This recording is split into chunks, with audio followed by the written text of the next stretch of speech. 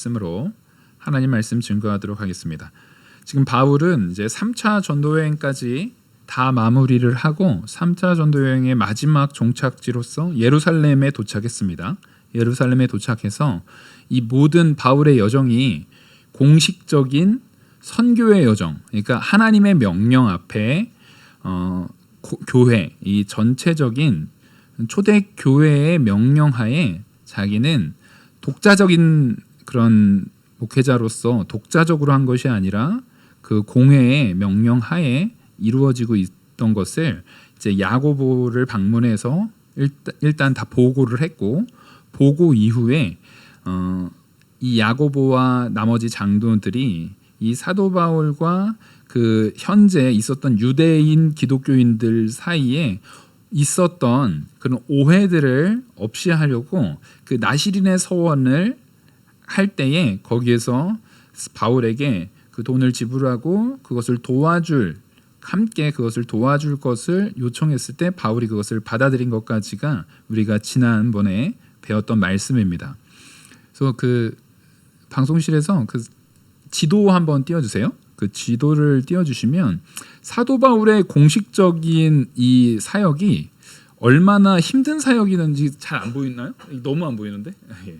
그러니까 사이즈만 보시면 돼요. 이게 지금 예루살렘이라는 아시아부터 아테네까지 굉장히 긴 거리입니다. 지금 이게 사람이 사실상 하기에는 너무나 어려운 거리의 크기예요. 지금 여기에 맨 이쪽에 보이는 데가 우리가 고린도, 아테네까지 간 거거든요. 이게 지금 요즘의 교통수단으로 가도 쉽지 않은 거리입니다. 그 거리를 다 걸어서 다닌 거고 일부 배를 타고 걸어 다니고 하면서 진짜 당시에 이 국경을 넘어가지고 여행을 한다라는 것 자체가 목숨을 거는 건데 그 여행 가운데 있습니다. 거기서 지금 딱 가운데 초록색으로 아시아라고 되어 있잖아요. 아시아라고 글씨 써 있는 그 지역이 에베소 지역입니다. 그 지역쯤부터 지금 사도 바울을 반대했던 그 사람들이 계속 쫓아다니면서 거기서 그러니까 3차 전도 여행 시작할 때부터 아시아가 시작점이거든요. 시작할 때부터 계속 쫓아다니면서 그 고린도, 아덴 돌아갔다가 다시 돌아오는 그 모든 길에서 계속 사도 바울이 가는 곳마다 방해하고 있었던 거예요. 그 사람들이 어디까지 쫓아왔냐면 지금 여기 예루살렘까지 쫓아온 겁니다. 예루살렘까지 쫓아온 거예요. 그러니까 우리가 잘 알아야 되는 게 뭐냐면 이게 얼마나 긴 거리입니까? 이거 정말 장난 아니에요. 몇 년을 지금 행해야 되는 아주 어려운 시간들을 사도 바울이 훌륭하게 행한 것도 맞지만 누구도 쫓아다녔어요? 대적자들도 쫓아다녔습니다. 이 시간으로 보면은요 거의 5년 정도의 시간 동안 지금 선교 여행을 하는데 그 5년 중에 4년을 지금 대적들이 같이 쫓아다닌 거예요. 같이 쫓아다니면서 반대하고 거기에서 막 사도 바울을 괴롭히고 죽이려고 하고 했던 것들. 그래서 우리가 살아갈 때에 마귀의 대적함이라는 것은 결코 가벼운 문제가 아닙니다. 우리가 죄의 문제에 있어서 내가 더욱더 철저하게 기도하고 하나님 앞에 매달려야 되는 이유가 이런 거예요. 대적자들이 포기 안 해요. 마귀도 포기 안 합니다. 우리를 붙드시는 하나님이 그 포기하지 않으시는 하나님의 능력이 더 강할 뿐이지 마귀를 통해서 또 이런 세상의 환난을 통해서 우리가 당하는 환난과 고통이 결코 작지 않아요. 그걸 우습게 보셔서는 안 됩니다. 굉장히 괴로운 거지만 그것을 넘어서는 하나님의 은혜가 있다라는 거예요. 그래서 우리는 그것을 넘어서는 하나님의 은혜를 바라보고 이겨내기를 소망하기 때문에 기도로 준비돼야 됩니다. 준비되지 않으면 물론 궁극적인 구원에 있어서는 하나님께서 이끄시겠지만 그 안에 많은 시련으로 인한 넘어짐이 있어요. 넘어짐이 결코 쉽지 않고 그 괴로움이 결코 작지 않습니다. 사도 바울이 지금 여기까지 왔는데 27절에 보시면은 그 이래가 거의 참에 아시아로부터 온 유대인들이 성전에서 바울을 보고 모든 무리를 충동하여 붙들고, 여기서 말하는 아시아로부터 온 무리라는 것이 아까 말씀드렸던 에베소에서부터 계속 쫓아오면서 여태까지 방해했던 그 사람들을 얘기하는 겁니다. 그 사람들이 지금 저 아시아에서부터 거의 한 4년에 걸쳐서 계속 쫓아왔는데 여기까지 쫓아온 거예요. 지금 사도 바울이 이들을 따돌리고 오려고 중간에 막 꺾었다가 다시 배 타고 와가지고 지금 온 거잖아요. 그거를 어떻게 알아내가지고 결국에는 사도 바울을 쫓아서 여기까지 온 겁니다. 대적하는 사람들이. 그 에베소부터 여태까지 쫓아왔던 그 에베소인들이 지금 이스라엘 백성들 거기에 있는 이 유대인들을 충동하는데, 여기서 보면 이레가 거의 참회라는 것은 나시린의 서원의 그 기간이 이래예요. 7일 동안의 그 나시린의 서원의 그 기간, 그 제사를 드리는 기간인데, 그 기간이 거의 끝날 때쯤에 그 제사는 성전에서 드리잖아요. 끝날 때쯤에 그 성전 앞에서 지금 이 사람들이 이렇게 많은 소동을 일으키는 겁니다. 왜냐하면 언제나 예루살렘에서 사람이 가장 많은 곳은, 그리고 또 이 유대교적인 율법의 철저함으로 똘똘 뭉쳐 있는, 그리고 율법에 어긋났을 때는 당장 돌로 쳐 죽이자고 확 이제 열정이 가득한 사람들이 모여 있는 공간이 이 성전이기 때문에 그래요.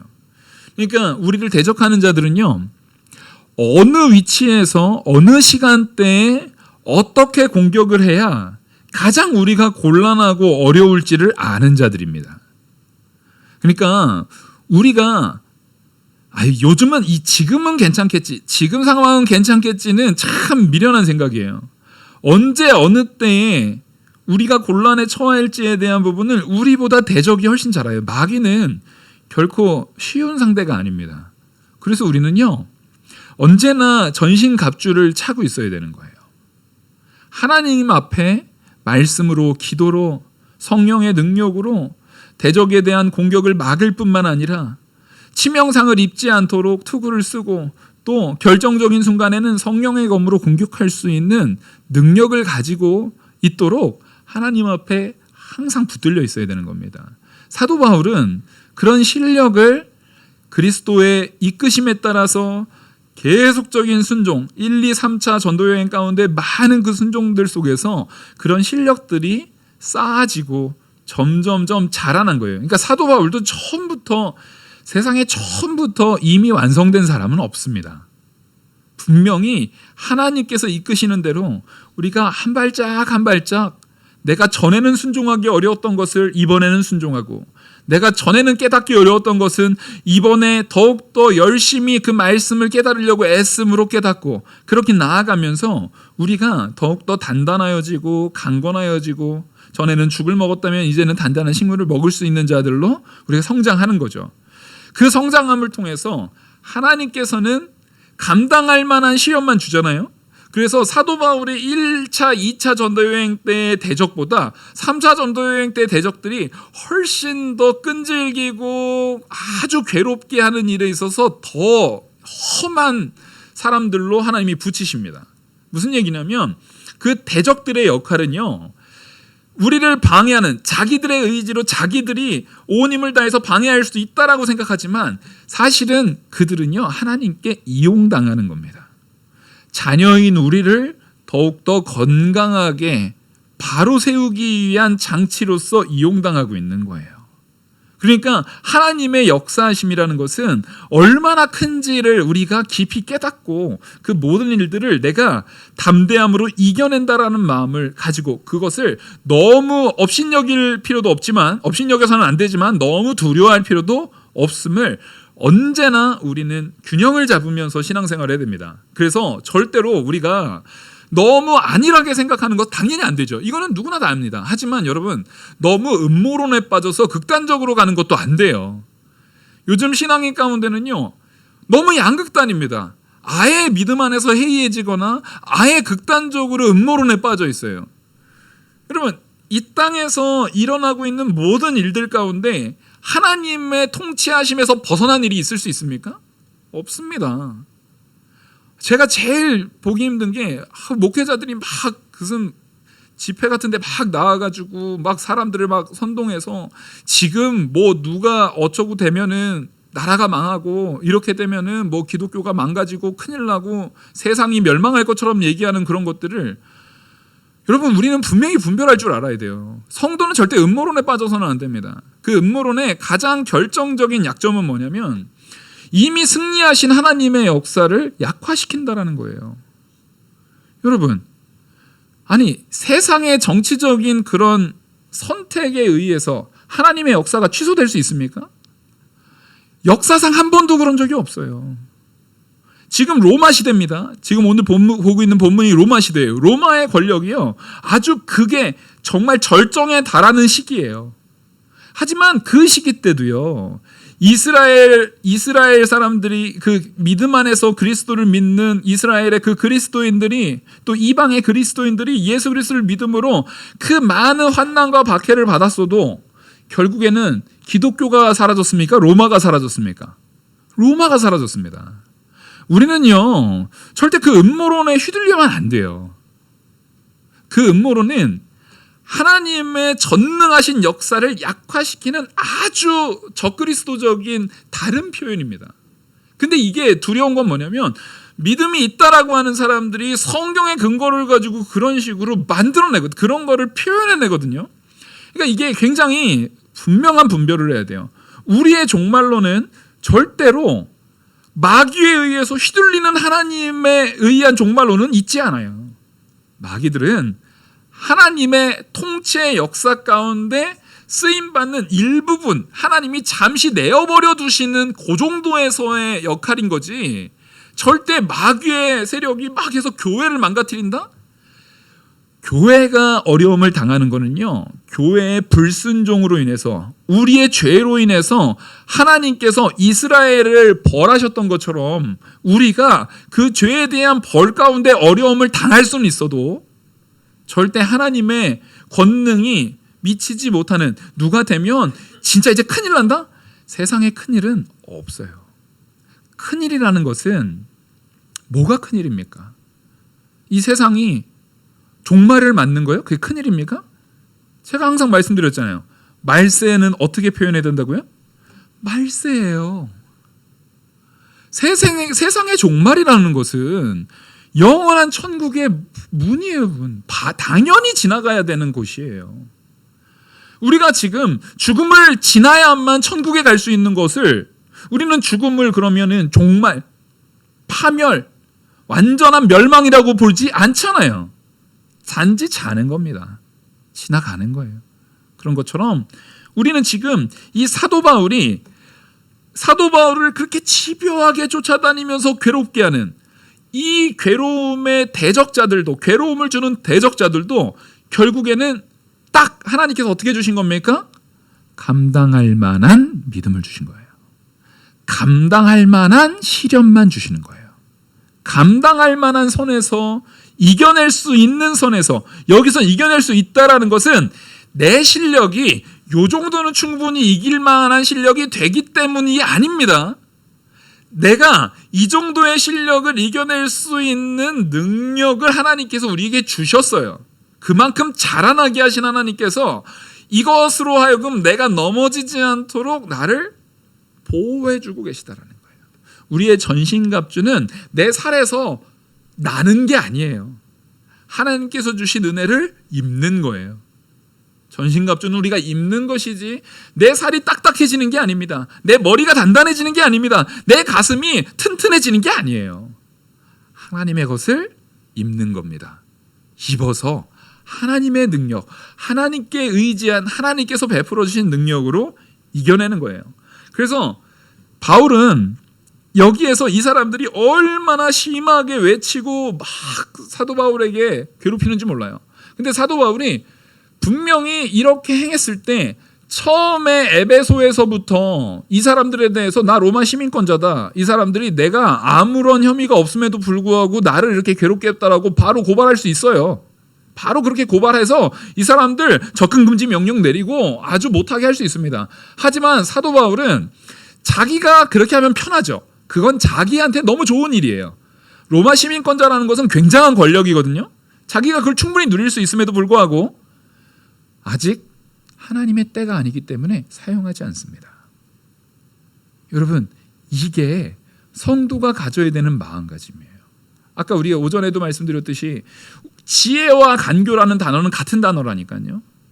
근데 그 지혜를 하나님의 영광을 위해서 사용할 땐 지혜예요. 사도 바울은 철저하게 하나님의 영광을 위해서 지혜롭게 사용하고 있는 겁니다. 근데 그것을 나를 보호하기 위한 나의 유익을 위해서 사용하는 그것은 지혜로 보는 것이 아니라 간교예요.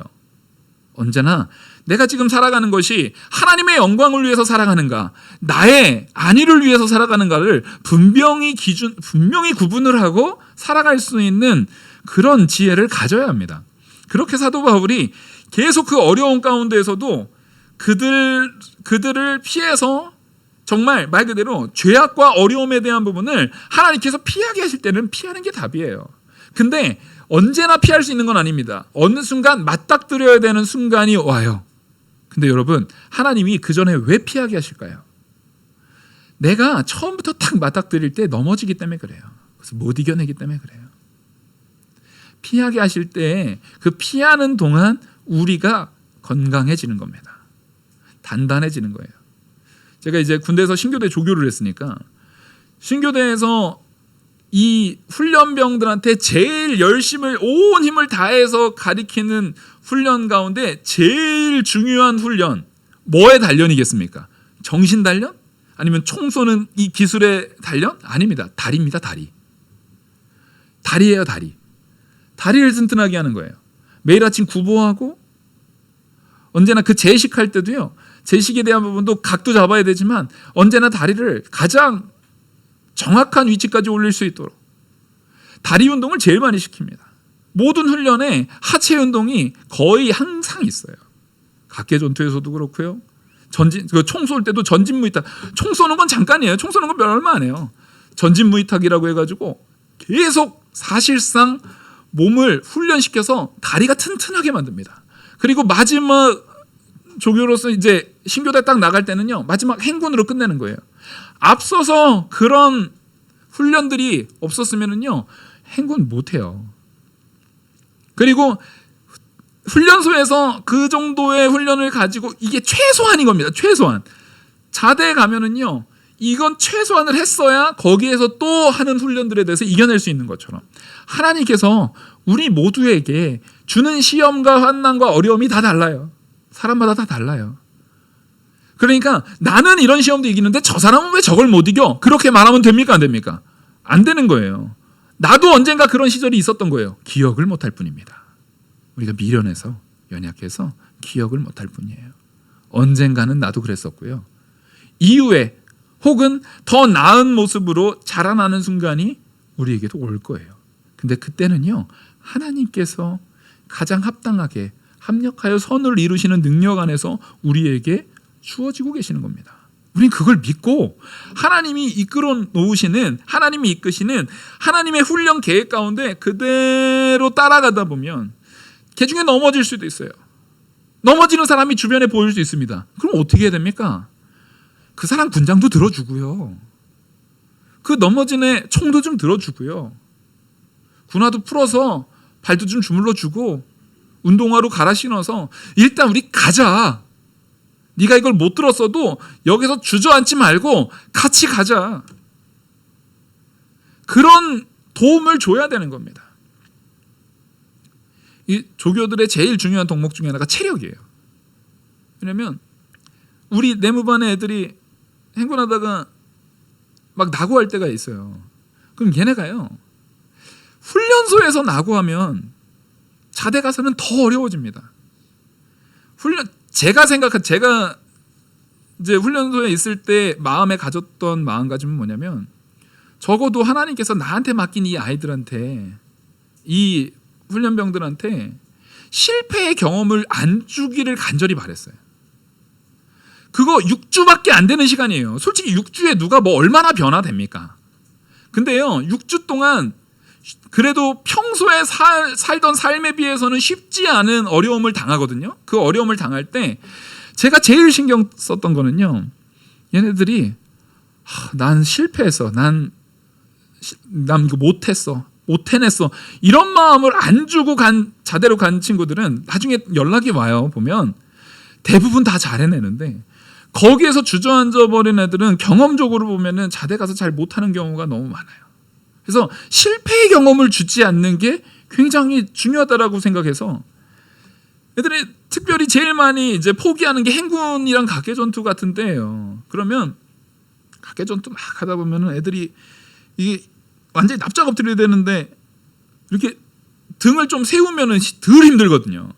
그러다가 여기가 막 철조망에 껴가지고 못 가고 막 그래요. 그러면 애들이 막 힘들어요. 일부러 우리 내무반인데 좀 편법이긴 하지만 그 사이사이에 제일 어려운 철조망 밑으로 하는 거기에 제가 일부러 서 있거든요.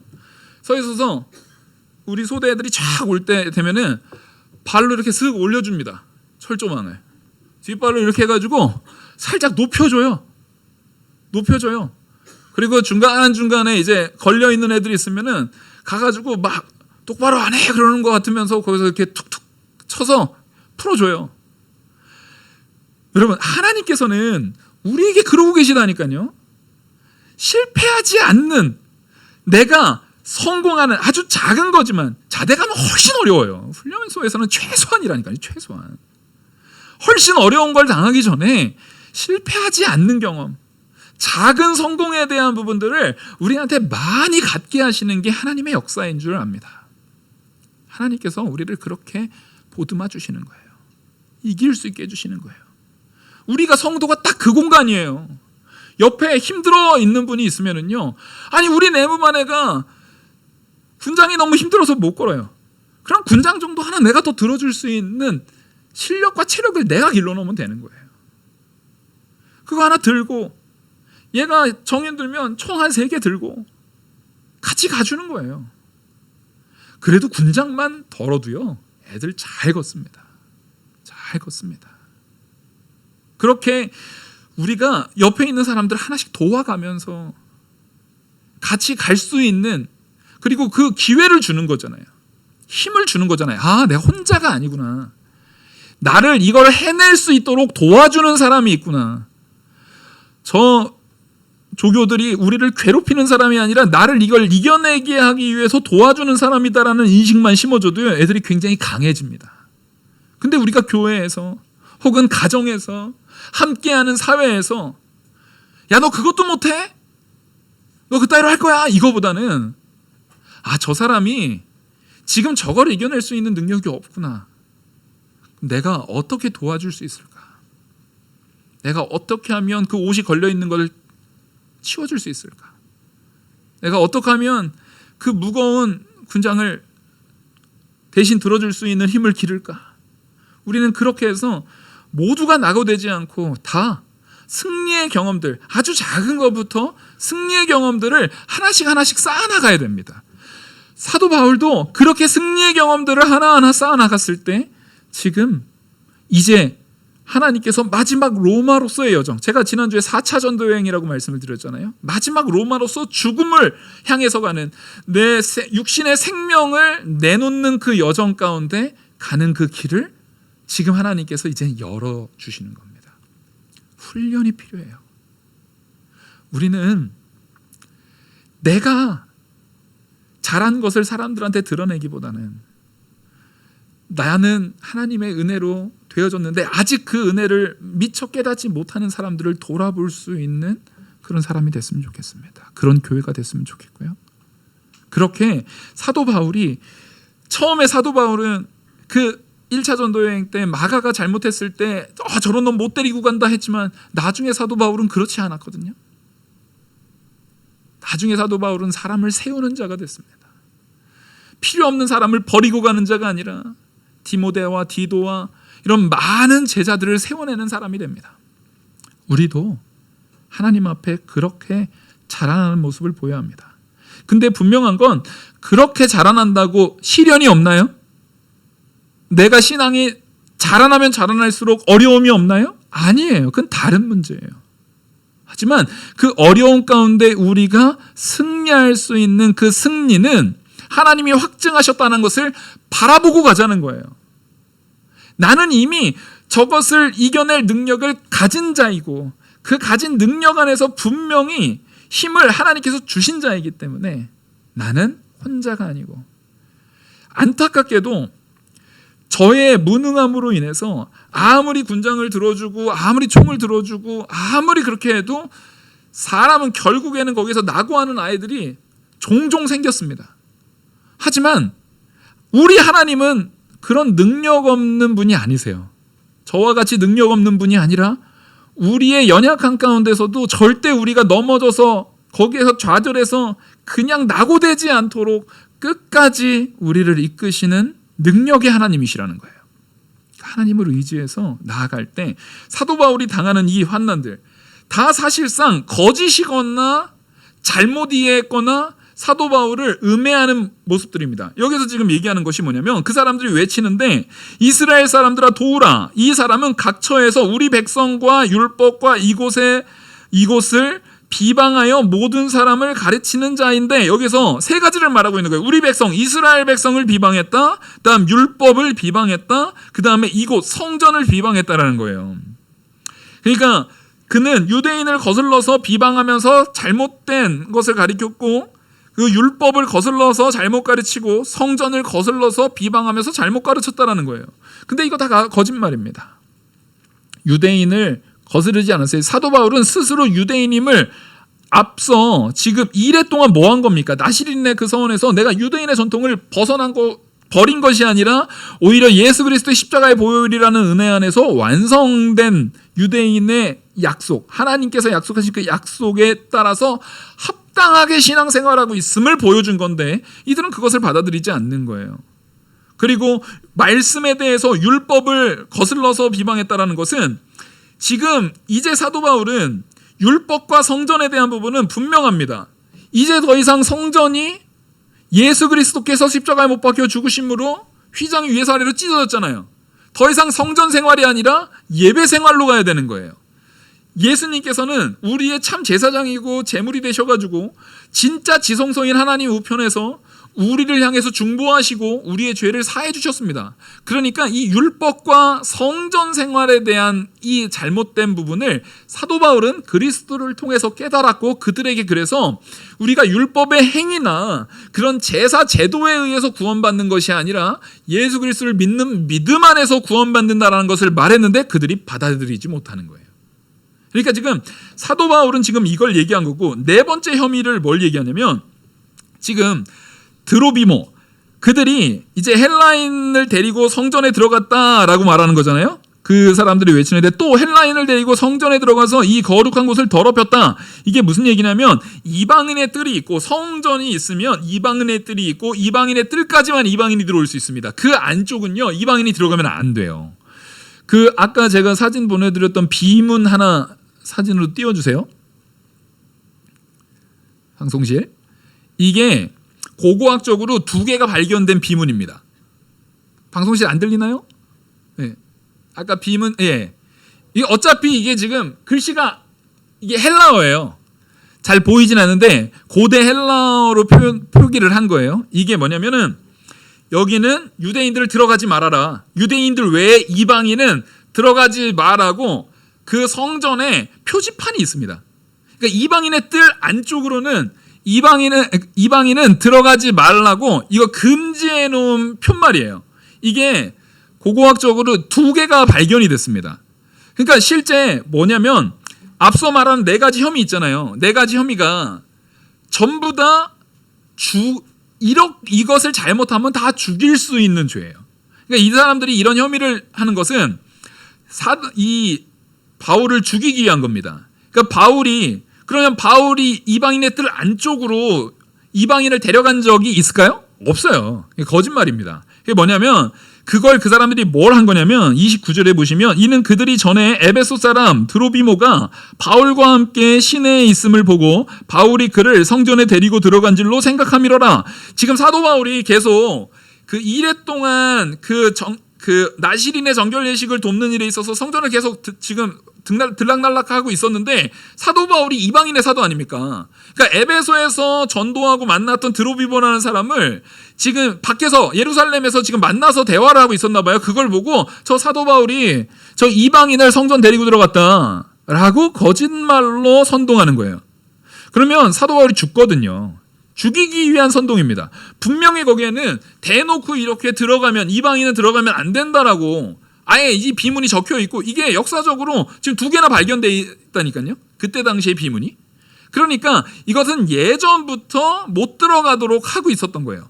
뿐만 아니라 이것이 얼마나 철저하게 지켜졌냐면 이 사람들이 막 선동을 하고 있으니까 30절 온 성이 소동하여 백성이 달려와 모여 바울을 잡아 성전 밖으로 끌고 나가니 문들이 곧 닫히더라. 지금 문들이 닫히더라는 것을 왜 기록을 했냐면요. 지금 이 성전 안에 이방인이 들어오는 것은 굉장히 철저한 겁니다. 이 비문이 그냥 의미 없는 것이 아니라 굉장히 철저하게 지켜야 되는 법이에요. 안 그러면 죽는다니까요. 이건 종교적으로 이거는 죽여야 되는 벌이에요. 그렇기 때문에 지금 이 소동 가운데 조사한다고 여기 있는 이방인들, 거기에 지금 이방인들이 같이 있거든요. 이방인들이 이 혼란의 틈을 타서 안으로 들어올까 봐 아예 문을 닫아버린 거예요. 또 이것을 조사하러 누가 나옵니까? 로마 군병들이 올 거 아니에요. 로마 군병들이 와가지고 이 안에 들어오면 안 되기 때문에 아예 사도 바울을 데리고 밖으로 나가도록 하고 문을 닫아버렸습니다. 그러니까 지금 이게 얼마나 철저하게 지켜졌는지를 우리는 볼 수 있어요. 사도 바울이 그렇게 쫓겨났는데 이 사람들이 사도 바울을 끌고 이제 문이 닫히고 나서 끌고 이제 나갑니다. 그때 31절 그들이 그를 죽이려 할 때에 온 예루살렘이 요란하다는 소문이 군대의 천부장에게 들림에 여기에서의 천부장은요. 지금 23장 26절에 보시면은 글라우디오 루시아라는 이 천부장입니다. 이 사람이 총독 벨릭스 각하한테 이 모든 내용을 사실상 상소하고 있는 거예요. 그러니까 이 글라우디오 루시아라는 천부장이 지금 맡은 역할이 뭐냐면 성전, 이스라엘 예루살렘 안에서 이 성전이라는 것이 굉장히 중요한 것이기 때문에 성전은 되게 많은 사람들이 모이고 굉장히 많은 일들이 일어나는 것이기 때문에 그리고 또 성전은 이스라엘의 정신적인 메카잖아요, 여기가. 그래서 여기를 사실상 보도하지만 감시도 하는 겁니다. 뭐냐면 이 안에서 만약에 이스라엘 안에서 혁명이라든가 이스라엘 안에서 반란이 일어나게 되면 그 중심은 어디가 되는 거예요? 성전이 되는 거예요. 그래서 이들이 이 안에서 모의를 하거나 혹 소동이 일어나거나 거기서 충동으로 인해서 사람들이 막 이렇게 일어나게 되는 부분을 막기 위해서 그것을 관리하는 게 천부장입니다. 그러니까 사실상 보통 우리가 나왔을 때 보면 다 백부장들 나왔잖아요. 근데 예루살렘 지금 예루살렘 성전을 지키는 자는 누구예요? 천부장이에요, 천부장. 그러니까 지금 이 예루살렘 성전을 지키는 일, 그것을 감시도 하고 지키기도 하는 일이 굉장히 큰 일이라는 거예요. 예루살렘 안에서도요, 굉장히 큰 일입니다. 이 천부장 밑에 많은 백부장들이 있을 정도로 굉장히 권력이 있는 사람입니다. 이 사람이 지금 와가지고 33절 이에 천부장이 가까이 가서 바울을 잡아 두 쇠사슬로 결박하라 명하고 그가 누구이며 그가 무슨 일을 하였느냐고 물으니 무리 가운데서 어떤 이는 이런 말로 어떤 이는 저런 말로 소리치거늘 천부장이 소동으로 말미암아 진상을 알 수 없어 그를 영내로 데려가라 명하니라. 지금 보시면 앞서 많은 백부장들 그리고 지금 천부장들이 나오지만 때에 따라서 사람들이 일정하지가 않아요. 어떤 사람들은 되게 불의해서 일단 때리고 보고 일단 가두고 보고 막 이런 사람이 있었잖아요. 근데 또 어떤 사람은 되게 더 합리적으로 잘하고. 근데 지금 사도 바울에서 지금 만난 이 글라우디오라는 이 천부장 같은 경우는 사실상 자기가 가지고 있는 매뉴얼대로 일단 이 소동의 원인자였던 사도 바울을 쇠사슬로 묶습니다. 근데 이 결박이라는 것이 사실상 괴롭히기보다는 소동이 일어났잖아요. 소동이 일어나면은 불특정 다수와 개인입니다. 그러면 여기에서 사도 바울을 결박했다는 얘기는 사도 바울 주변을 누가 지금 진치고 있는 거예요? 천부장의 군사들이 진치고 있는 거예요. 안 그러면 사도 바울 어떻게 될까요? 죽어요. 지금 사실상 이 보통 쇠사슬을 묶었다라는 게 요즘처럼 이렇게 수갑 채우는 게 아니라 보통 어떻게 하냐면요, 수갑을 이 사람을 탁 이 쇠사슬을 채우면은 쇠사슬과 군인을 같이 묶습니다. 이 쇠사슬을 묶는 사람과 그 사람을 연행해 가는 군인을 쇠사슬로 같이 묶어요. 다리와 팔을 같이 묶어서 이 사람이 쇠사슬로 묶여 있는 상태에서 같이 가게 돼 있는 겁니다. 도망가지 못하는 것과 도망가지 못하는 것도 있지만 실제로 로마는 굉장히 근대적인 법으로 발전되어 있는 도시였기 때문에 아직 이 사람의 혐의만 있지 혐의가 입증되지 않았잖아요. 그러니까 이 사람에 대해서 결박도 하지만 실제는 보호도 하는 겁니다. 이 결박과 보호 조치가 동시에 일어나고 있는 거예요. 그렇게 해서 지금 데려가고 있는데 34절에 이 사람들이 막 이런 말 저런 말로 막 하니까 그 진상을 확인할 길이 없어요. 이걸 잘 아셔야 되는 게 뭐냐면 우리는 사도 바울이 죄가 없고 온전하게 정직하게 아무런 죽을 만한 죄를 짓지 않았다라는 걸 압니다. 근데 마귀의 역할은 뭐냐면요. 소동하게 시켜요. 교회 안에서도 소동을 일으키게 하는 사람이 있다면요. 스스로 분명히 자중을 하셔야 되고 자기가 무언가 분란이 일으켜져 가지고 그것을 가지고 막 시끄럽게 만드는 나는 정의를 위해서 싸운다라고 말한다 할지라도 교회 안에서는요. 그 정의를 가지고 소리를 높여서는 안 됩니다. 왜냐면은요.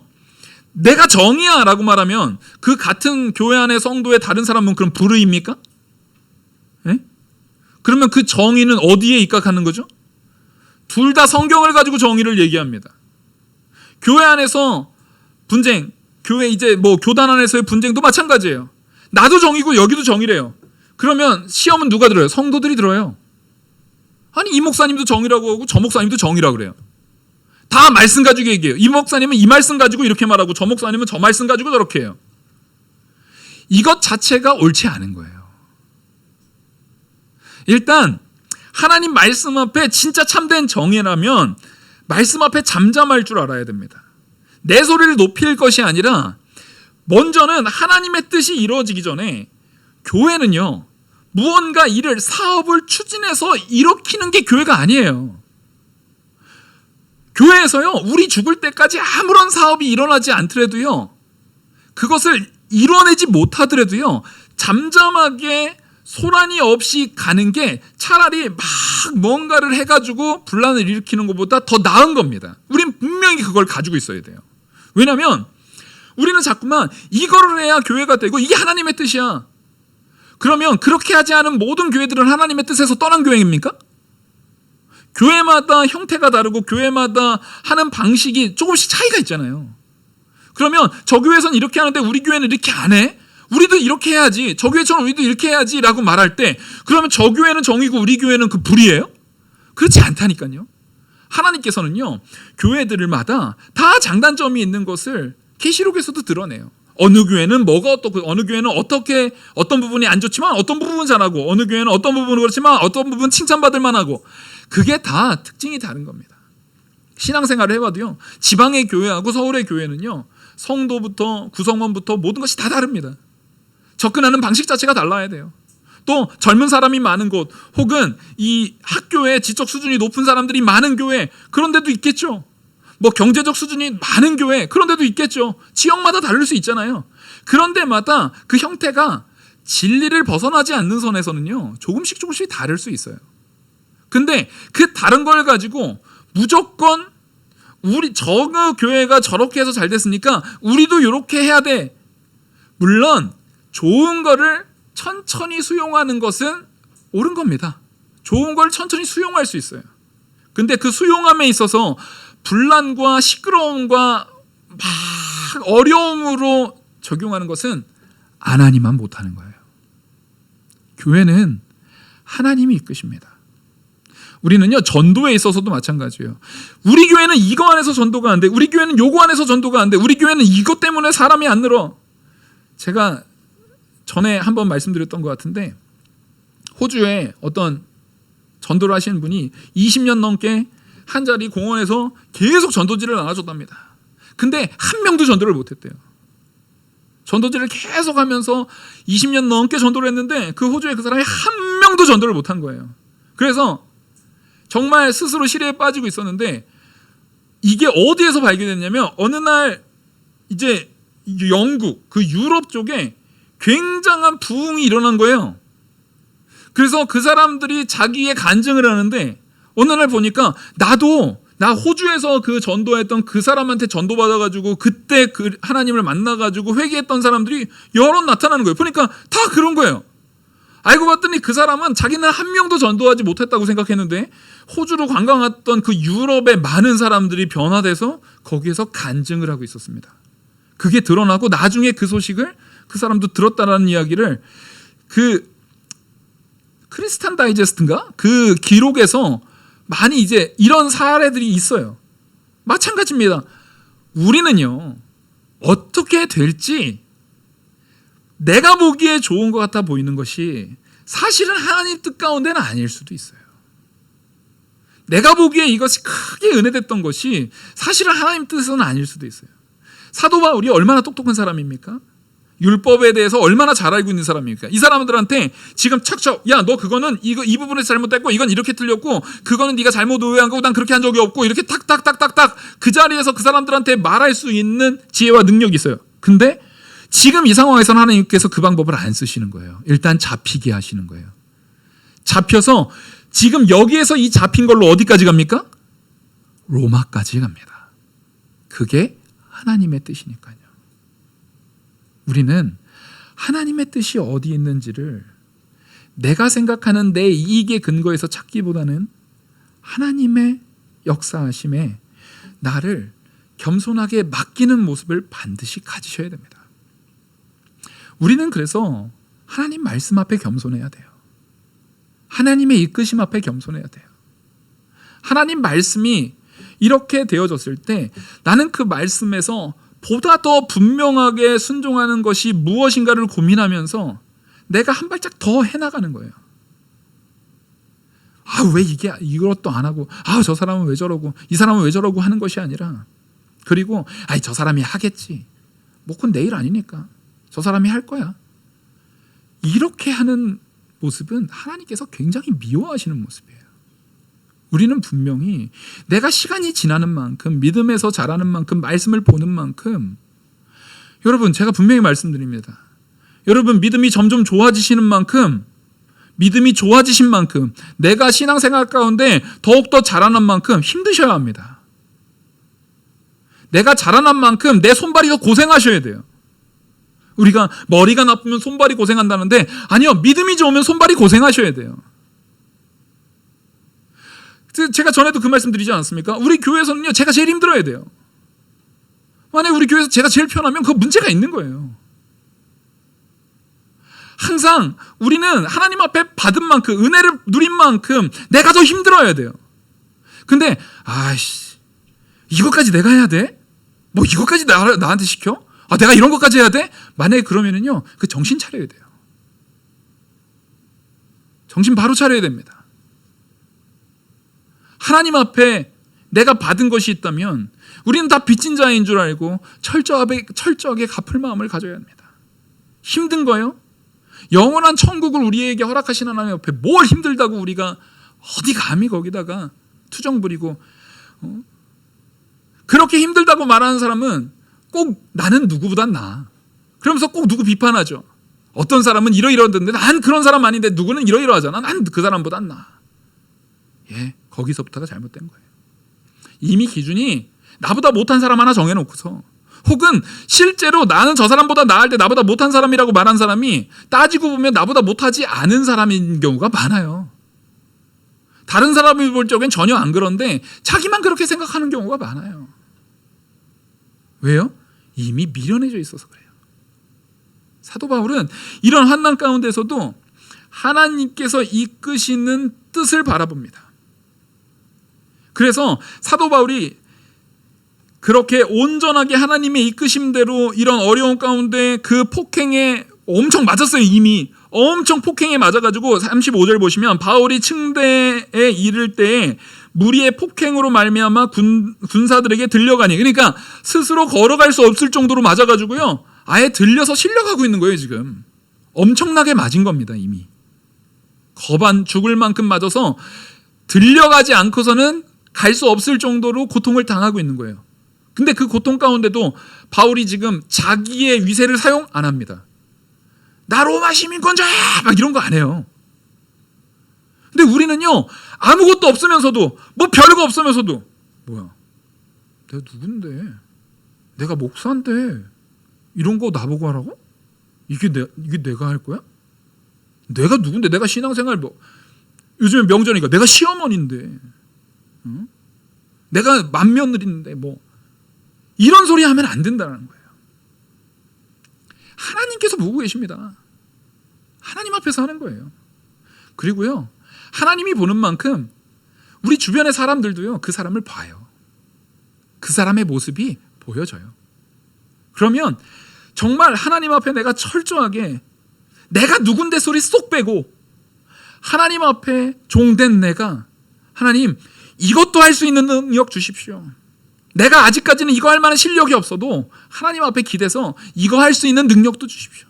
이것까지 커버할 수 있는 능력 주십시오. 내가 체력이 없으면 이것까지 해낼 수 있는 체력도 주십시오. 내가 잠이 많으면 이것도 할 수 있는, 그런 잠을 깰 수 있는 말짱한 정신을 주십시오.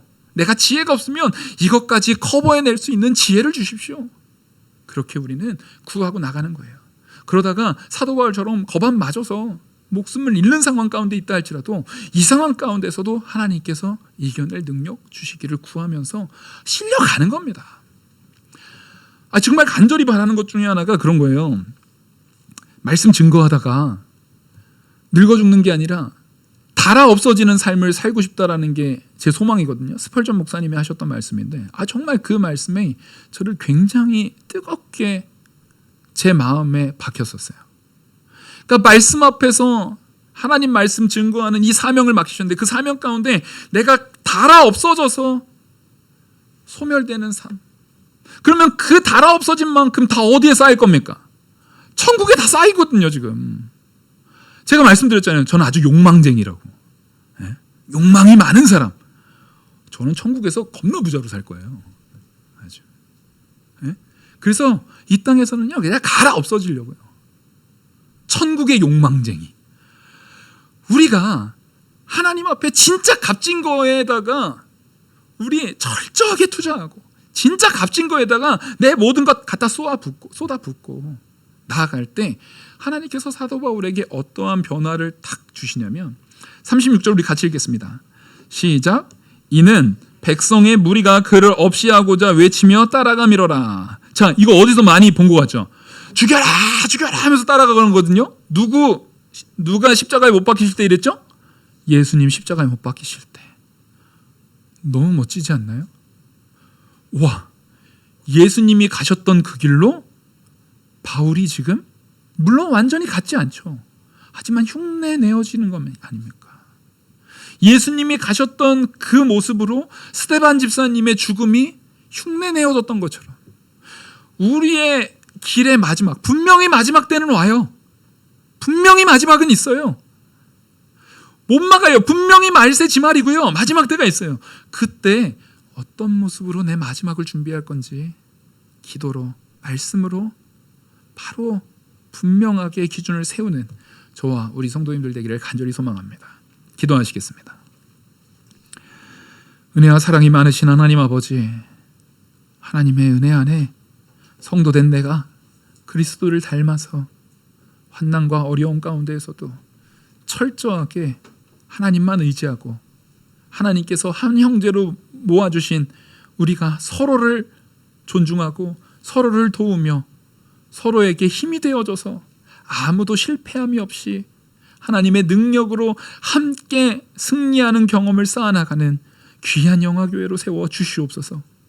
하나님의 은혜가 풍성히 주어지고 사랑이 넘쳐서 내가 지금 능력이 없으면 내가 하나님 앞에 더욱더 구해서 저 사람 내가 섬길 수 있는 그 섬김을 위해 더 많은 일을 할 수 있기 위해 더 많은 섬김을 할 수 있게 하나님께 능력 달라고 힘을 달라고 기도할 수 있는, 내가 더 고생하기 위해서 믿음 있는 만큼 더 고생하기 위해서 헌신하는 자 되게 해달라고 기도하는 우리들 되게 은혜 내려 주시옵소서.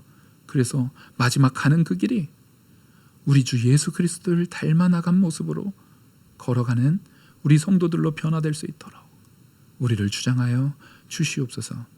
이 모든 말씀 살아계시는 우리 주 예수 그리스도 이름으로 기도 올리옵나이다. 아멘. 찬송가 304